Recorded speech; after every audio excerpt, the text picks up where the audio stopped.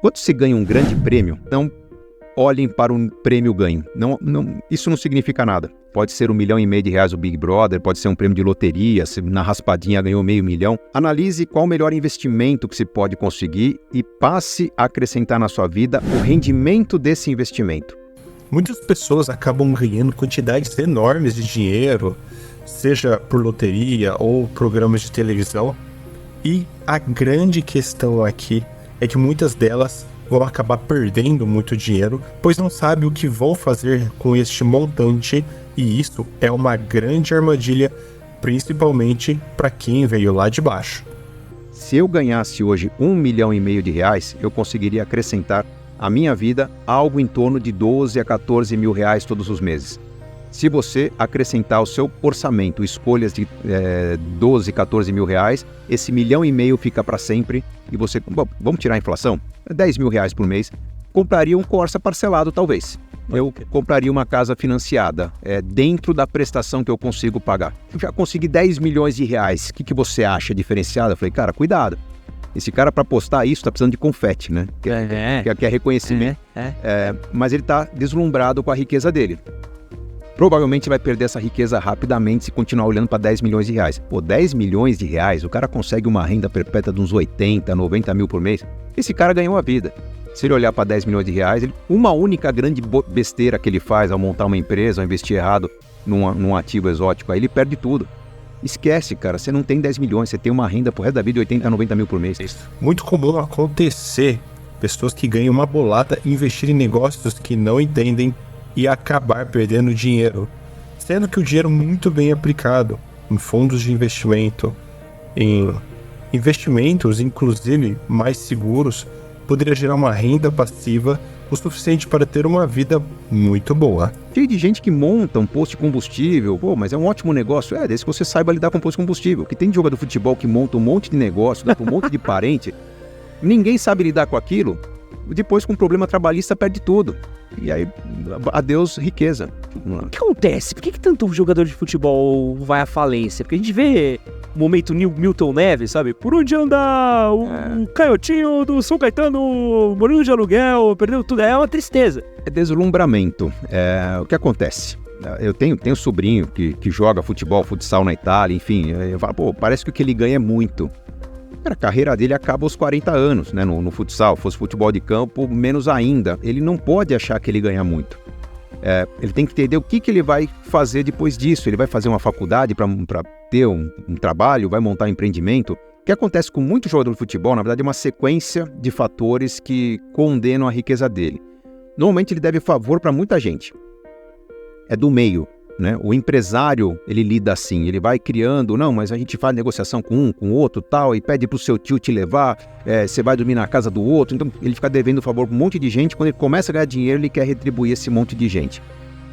Ou ele retribui com mesadas, né, que acabam quando acaba o salário dele, ou ele retribui com negócios. Olha, tio, você vai tocar essa fazenda, olha, outro tio, você vai tocar esse posto, olha, tô arrumando a sua loja. Mas são pessoas que não têm experiência em lidar com negócios. Então o negócio até funciona, tem aquela fase que é o negócio do jogador tal, é o negócio do fulano, né?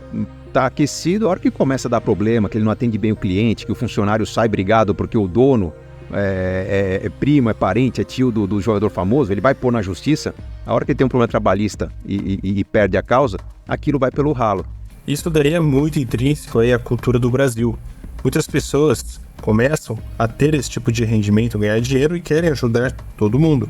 E o Brasil é um país que vem há muito tempo com essa questão de prestar favores, ajudar o próximo, porém, infelizmente, isso pode ser uma grande armadilha, porque muitas pessoas acabam entrando em negócios que acabam gerando mais problemas e muitas vezes endividando ainda mais todas as pessoas envolvidas naquele negócio. O que falta ao jogador? Talvez um pouco mais de parcimônia, cautela, talvez falte ao meio um pouco mais de profissionalização dessa parte de como cuidar da renda, em que talvez nos primeiros 10 anos de carreira, cara, joga tudo num fundo de previdência, num fundo exclusivo. O jogador ganha bastante, você consegue montar um fundo de investimento que é só dele, um especialista em investimento vai cuidar daquilo, dentro de certas regras.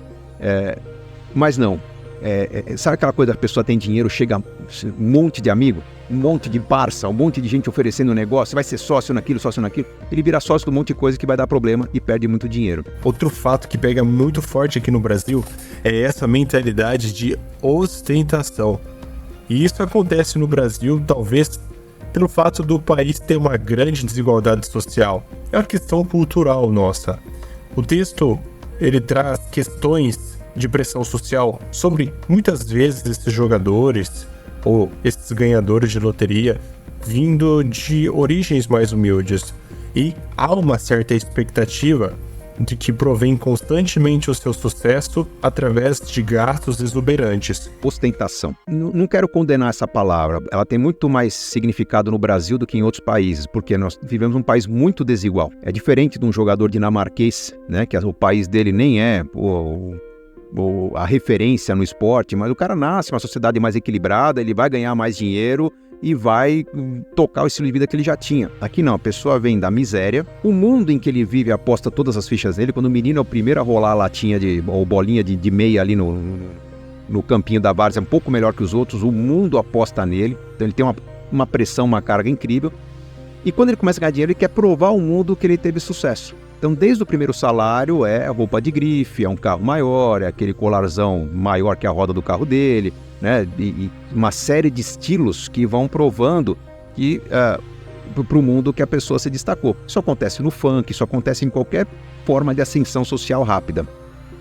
A hora que acaba a renda, a pessoa não consegue sustentar, mas ela já está num mundo em que uma ida ao shopping custa 20, 30 mil reais, já está num mundo em que uma ida à concessionária de carro custa R$500 mil. É muito difícil a pessoa reconhecer que tem que dar um passo atrás. Foi uma escalada de muita pressão e muita cobrança. E aí, por resistir, é aquilo que eu falei, a pessoa que tem 10 milhões precisa de 2, 3 escolhas ruins talvez para perder tudo. A pessoa se resistir por mais tempo, gastando nesse nível de vida, ele vai perder tudo em pouco tempo. Mas, cara, joguei em grandes times, joguei na seleção brasileira, ganho um salário fenomenal, mas, caiu a ficha aqui, eu não tenho nada. Nada. O que eu tenho? Eu perdi muita coisa, gastei e tal, carros bacanas e tal. Se eu vender isso aqui, o que eu tenho? Como equacionar? Assim, o que eu falei no comecinho, simplifica o estilo de vida, tal, possibilidades que nós temos, de repente vem um convite para ele jogar um semestre no Oriente Médio. Cara, aquele dinheiro que entrou... aquele dinheiro que entrou foi o suficiente para falar, cara, agora esse dinheiro você não mexe. Você vai viver desse dinheiro. Ele se aposentou muito bem, vive legal até hoje, porque veio uma salvação no fim da carreira a tempo de alguém orientar e falar, cara, esses 6 meses aqui pagam o resto da sua vida. Se ele não tivesse aquilo, ele estaria meio que, compra um carro de luxo, vende com 100 mil de ágio, né, para conseguir pagar os próximos 2 meses, estaria vendendo almoço para pagar o jantar. Este vídeo ensina uma grande lição.